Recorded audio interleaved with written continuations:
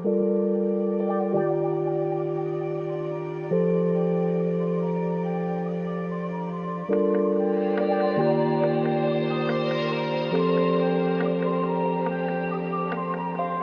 loved the book. It was so good.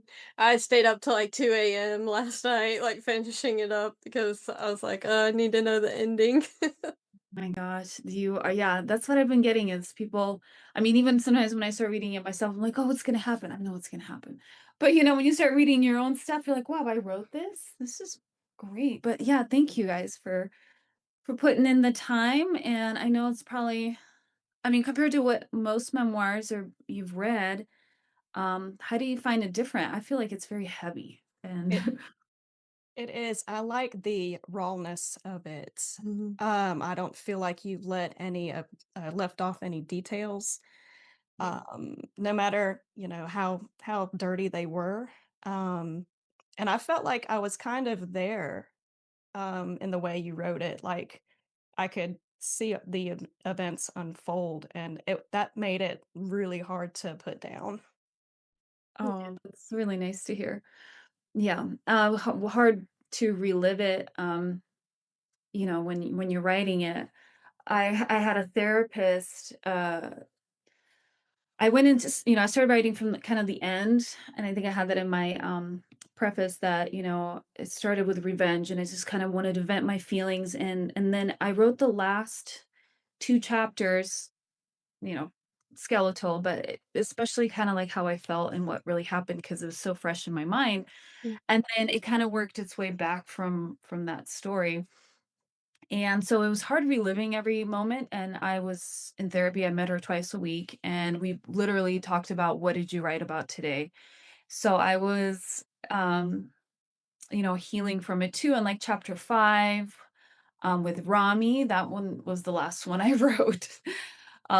You know, I'm sure you know why. So that's, yeah, it was a journey, 7 years, and, I've never written anything this big, and just all the editing, and by now, like, I'm so immune to it, and I know, like, that shock factor already wore off for me, but I'm sure it's kinda crazy for you guys, so, Yeah, uh it was really intense, but I think it just like the intenseness, it really draws you in because like I think there was something of maybe I read it or about like, realizing that you would end up being the heroine of your own story. So, like as I'm reading the book, I'm like okay, I know that as you're mentioning, like Lucas or Amir being like the heroes of the story, and then like watching how you eventually become the hero of your own story was like just it was really great to read. it was it was so hard to see it then, but I think I started realizing, when I, detoxed from my pills, 'cause, I mean, for those that haven't read it, but I was a very high functioning closet pill addict and, painkillers, and so I think once I gained clarity, I started to get to know myself more, kind of this person I've been trying to numb. And that person I was trying to numb, I always felt like all my troubles were kind of burdened on me. Like it put me in this category of, oh, you came from this terrible life and this terrible mother. Like your future is going to be worse, So a lot of the reasons I wrote for this is, people come from very traumatic, bad childhoods, and they kind of are taught this or wired this way, like, well, if life has been bad, I'm going to be a product of this trauma, which you can get into, drugs, bad relationships. So for me, when I quit those pills and going through all that, I realized like, no, I've always been this strong person. But then I wake up, in my reality after knowing myself and making these very crazy decisions, just spontaneous. I'm like, okay, this is my reality now. I got to deal with it and hoping for the best and, trusting it. And then in the end, what was more important was just to get everybody out of my life and restart it with my daughter. So it was a good journey. I'm making good sales, and I'm not anybody famous, but the people like you that reach out and that I've sold to, they are like, wow, this is a good story. So, Yeah. Well, thank you for originally commenting on my comment, and like we're all I reach out to authors all the time because we love to do the little Q&As, and also just trying to add a dynamic into our book club. So thank you for reaching out. You're when you had said, hey, I think my book would align with your book club. You're 100% right, especially after reading it, mm, because it's such a powerful story, that I hope a lot of our members will get to appreciate. Yeah. yeah. Topics like from motherhood, abuse, and just your own empowerment as well. And it's just Yeah. one of the few topics that we try to cover. So Congratulations on your 10 years of sobriety. Thank you. That is such a big deal. A decade, especially after reading what all that you have went through. Um, in getting there. Now that you've kind of had a decade of clarity, looking back, how do you feel like you've kind of transformed, within the time of, being sober? Since I quit, I had my cesarean, and then I had rhinoplasty because my nose was all broken, and then I had one more, and I did it all without painkillers. Wow. So yeah, so that was like, you can't give them to me because I like them too much. So even medically, I mean, when I was under anesthesia, I mean, they had to give, I think, fentanyl to, to keep the nerves not from reacting to pain. But consciously, I was like, I can't take these pills. Since then, you know, because my life changed so much and drastically. I will be 37 here in April, and I've had to restart my life, a lot. And I'm kind of still, because of the pills in my life and the impulsive decisions I made, I wasn't able to, well, then there's Lucas, fulfill my career goals. So I'm right now I'm in nursing school, and I'm finally doing, what I wanted to do. And I don't miss them. I don't crave them, but I do have to be very careful because with my personality type, there's certain people that are just more highly susceptible to addiction than others. I don't know. I mean, I've done some studies on it, but if your parents have had depression or dealt with, you know, chronic depression or alcoholism, which both of my parents are like that, so I'm at high risk for all that thing. So, and then, yeah, so I'm very conscious of it, but I also I felt guilty for a while. I felt like, honestly felt like a loser. Why did I do this to myself? And a lot of people that kind of see where I'm at in life, and when I say that to them, I get a little bit of like kind of embarrassed by it. But they're like, "Wow, how did you do that?" I was like, "Do you know how many people are silently addicted? I mean, Oh, 2/3 of the neighbors are. mhm. It's such a silent thing." And I was like, "You couldn't tell." So that's how, I'm just very open about it because you never know, like, somebody that's suffering through it, if I'm just open about it and be like, "Hey, it's okay, I've been there," maybe they can open up. And actually, all through TikTok, I had one girl, and I convinced her to go get some help, and she's like, "God, I am like you, I'm functioning, I have 2 kids, but I can't live without this little pill." So hopefully she's getting some help for it. Well, good luck in nursing school. Okay. I'm a hospice nurse, so I fully understand the grueling nursing school schedule. So, but I wish you the best. Thank you. Yeah. Oh my gosh, hospice. That, bless your heart. That is a very important part of healthcare. Not a lot of people want to get into that because it's the emotions, I'm sure, just yeah.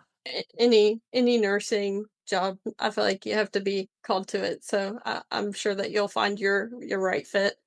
Yeah. Thank you. Yes. I mean, the amount of notes and stuff, I'm so unorganized, very type B person.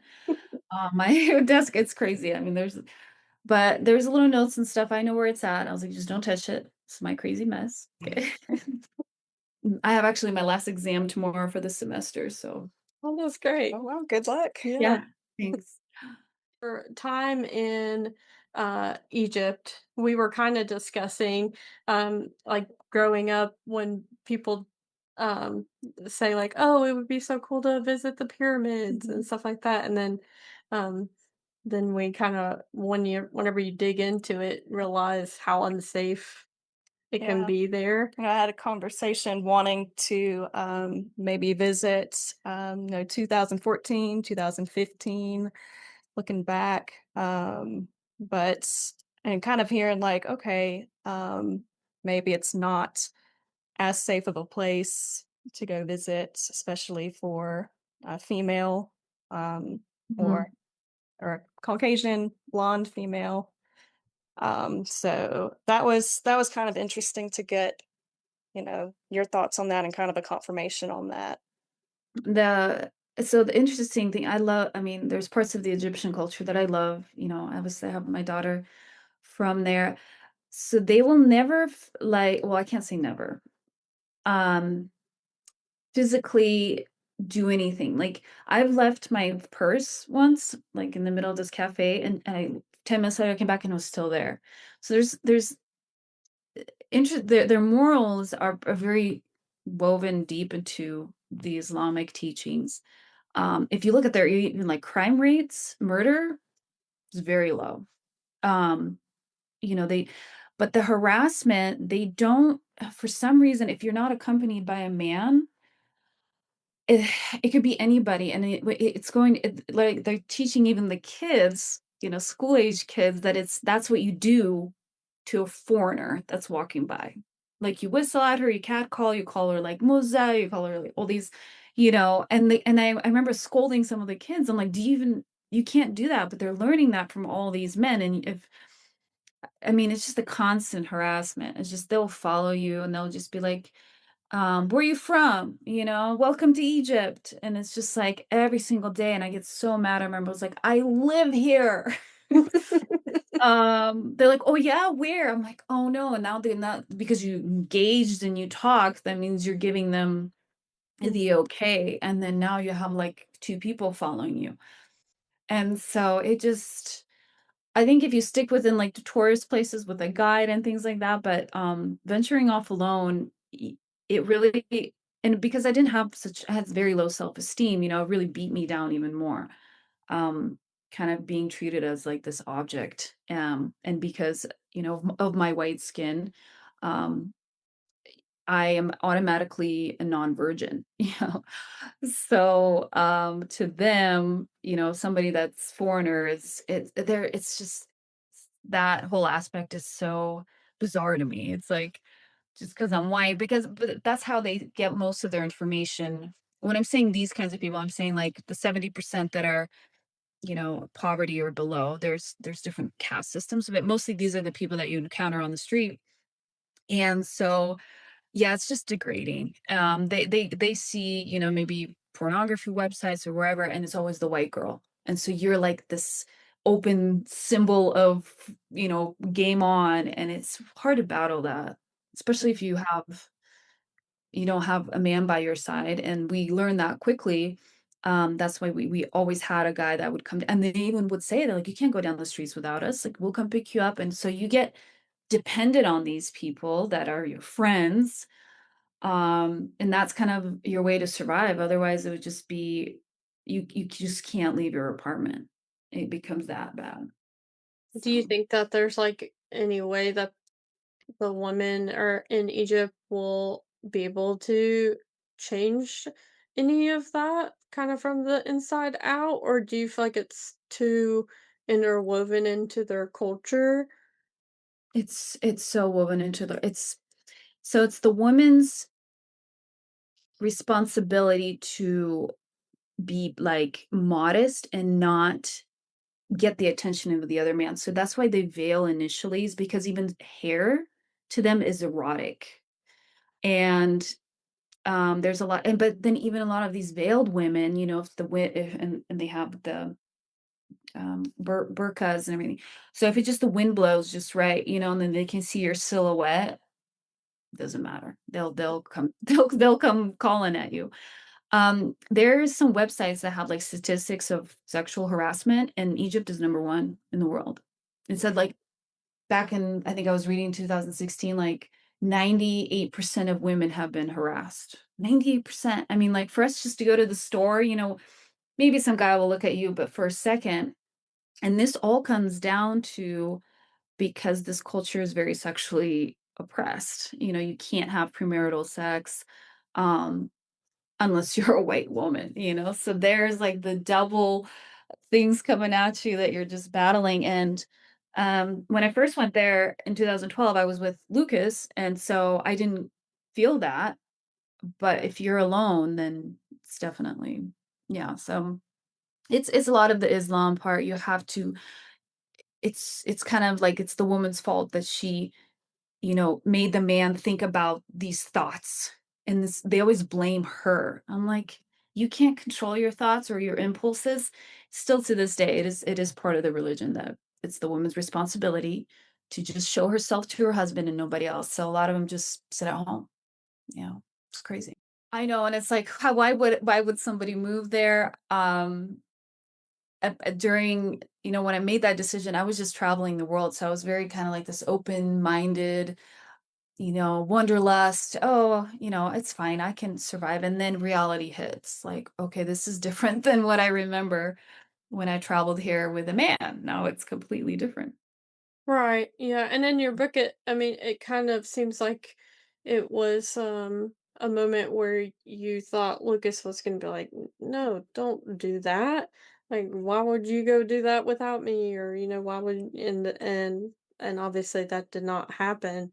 So you're like, "Okay, I'm gonna go prove that this is the right decision," and Yeah. then went Okay. through some stuff throughout the way. Especially considering, you had described him as being experienced and kind of worldly. And, with his knowledge of how things were in Egypt, you would think he would be a little bit more resistant to you going by yourself. Yeah, I was taken aback. And I went for the reasons I went is obviously for him to look good in his eyes. Um, because I always felt he was better than me in a lot of ways, and and another reason I went um is to prove, like to prove him wrong. I can thrive on my own. And then I wanted him to I guess miss me in some way. And then when the phone calls were far and few in between, I was like, is this how he got rid of me? Mhm, It's like, oh yeah, just go. You'll have fun. You'll do great there. And at that time when I lived here with him in Reno, I didn't have any. I don't mean I still don't have any family here in the United States. So, I lived in that was at my home. That was my stuff was there. Like, um, it's not like I could go to a dad's house. I mean, I can rent my own place, but it was just we were so on this path in my head of starting a family, but that's not how it turned out. And it was obvious when he said, "Oh yeah, go, great, you'll have a great time." So I'm kind of saying, I'm like, okay, I will go. And that kind of fueled my determination at the same time, anger. mhm, I thought we were together. It's like, no, you should just go and live there. I'm like, okay.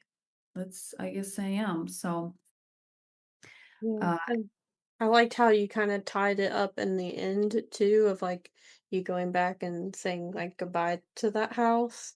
It really felt like we also within that book kinda got closure, on that chapter of your life as you got closure of that and, like, realizing, okay, like, this happily ever after, you know, is not gonna be a Lucas happily ever after, but obviously you ended up getting your happily ever after with your daughter, which I think is, well, equally as wonderful. yeah, yeah, so that chapter, my editor, um, the backstory of it was I did reach out to Lucas and I wrote him an email. And he knew I was back. So I was asking for help. I was like, hey, is there any, can I contact your friend? We had this group of friends that we knew. and about work and things like that. And he basically said the same thing as dig deep. And he just is still trying to like teach me, you know? And that part I left out just because I had a full on email with him and he kind of just dismissed. He's like, you need to stop same thing. You need to stop depending on other people and depend on yourself. And your daughter needs you to be strong and you got to put the past behind you. It was just this long email of what I still should be doing. And wow, I was like, "Really?" I was like, I just did the craziest thing ever. I was like, I kidnapped my daughter. I'm restarting my life from nothing. I'm just asking for old contacts because you were my family here, you know? Mhm. Yeah. So my editor's like, "You gotta leave him out. This is about you.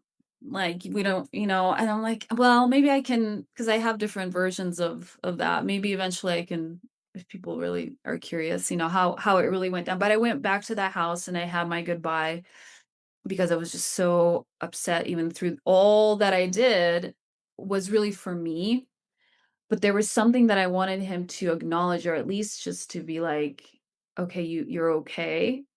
And he didn't really care. He's just like, "You need to be a strong, good mom." I'm like, "No, no, you think?" I just took her and with zero promises of what's gonna happen. And so now, yeah, here. So Well, let me just say, I'm so glad you didn't focus on fulfilling that marriage wish list. oh, that one, yeah. With the yeah, I was like, "Oh my gosh." I can imagine someone asking so much Yeah. like that. And the funny thing is, I'm like all of that now without even like I just like read, I was like, huh, yeah, I am in shape. Yes, I am, I have my own business. Yes, I'm like, huh, weird. Yeah. But not that, I was going towards it, but I was like, he kind of like manifested it for me. But he's doing great. He's happy, and I'm happy for him as well. All is well. But yeah, that list. And so I had to ask his permission um, to write about him because he's doing his travel things. He's pretty well known on in the social world too. Um, so I was like, "Hey, I'm writing this. You're in it, obviously." And he's like, "Just make us look good." I'm like, "Well, I can't." What do you mean? It'll make us look good? We're all gonna look like we are. But I don't think he read it yet. I don't think so. But the list, yeah, that list was, I finally ripped it up, but yeah, I'm like, who gets that? And I was wondering if maybe his wife got it. Who knows? Well, never know, I guess. Yeah, I never know. With the oppression that you kind of experience within Egypt, and the domestic violence and abuse, um, a lot of women kind of throughout the world, maybe behind closed doors, are experiencing the same even right now. It takes on average about 7 times for someone to leave their abuser, and it's the most dangerous time of their life when they do. Do you have any words of wisdom or encouragement for any women that might be going through something similar that you went through? Words of encouragement. I think you have to fall in love with life itself, um, more than the situation. So what I'm saying is, what helped me was um, it's kind of zooming out and like seeing yourself on this great big scale of possibilities and kind of recognizing the fact like there's so many different realities you can live and it's all up to you, honestly. And if he's done it once, he's going to do it again. But that I know too well. I did, study psychology, and I understand that victim mentality where you start to believe that this is maybe it's something's wrong with me. Um, and then in the end, it's still going to be like you said, they'll have to leave at the worst time of their lives. I think my biggest words of advice is you have to, you got to jump ship. You have to take that risk. Because when on the other side of it is always better than what you found. But when you're in that space, you can't see beyond what's good for you. But just slowly, like removing yourself from the situation. And I know some women, it's so dangerous, like they can't even leave the house, or the husband's, threatening to kill them. And oh God, there's so much out there that the number one problem is just some of these men and having good mothers. So here we go, raise good men. There's another one. Yeah. um, but for the women, find that one person, get away from it, as even if it's just one day, one thing at a time. You got to gain your own independence first, in your mind and your heart. um Love shouldn't look like this. Love doesn't do that. Mm. Not even your good friend will do that, so in all those attachments, there's so many. I mean, we know this from studying. It's so much hormonal things, chemical attachments. It's the physical, um, but your soul is hurting. And when you do take that step out, and you don't wait for the seventh touch, um, life will reward you in ways that you didn't expect. You'll feel more powerful than you would if it was like your last straw. So. Thank you so much for joining us today. All right, girls, thank you. And I do apologize I was late, but this is great. Thank you for asking and reading and staying up so late. Oh my gosh. Oh no, it's fine. Thank That you. was my own choice. I just wanted to mention real quick, I really liked how you ended the preface. Um, most people are like with love, but you were like with love and grit. And I really like that word because, this comes back to resilience. You have to have grit to be resilient. So Thank you. that, Yeah. Gritty. Um, you only know that you are resilient is when and we all have different challenges, and that's part of life. And I don't want to sound like this guru or anyone. There's so many more stories out there. But I beat the odds of a lot of things because I refused. Like I said, I had to love life more than the situation. It's like whether you have a child that is your purpose or even just your own life, you only experience it once. If you truly like really realize that and feel that, then you will fight for your happiness. We're so stuck in this one day at a time, one thing, but I'm like, wow, I mean, you still have a whole life to live. So don't let yourself drag in the grit part. You have to. I mean, whatever your past is, um, it kind of it put you on this path of being resilient, and so you got to own up to it. Not be the victim like I was. Oh, poor me, and my mom didn't love me. And yes, it's good to feel those things. It's good to get them out. But at the end of the day, you're privileged that you went through that and you can support somebody through it. So be that teacher, be that supporter, and then grit will definitely give you resilience. So I think we that within your book realize, at some point you have to kind of realize nobody's coming to save you, so you have mhm. to decide whether you want to save yourself.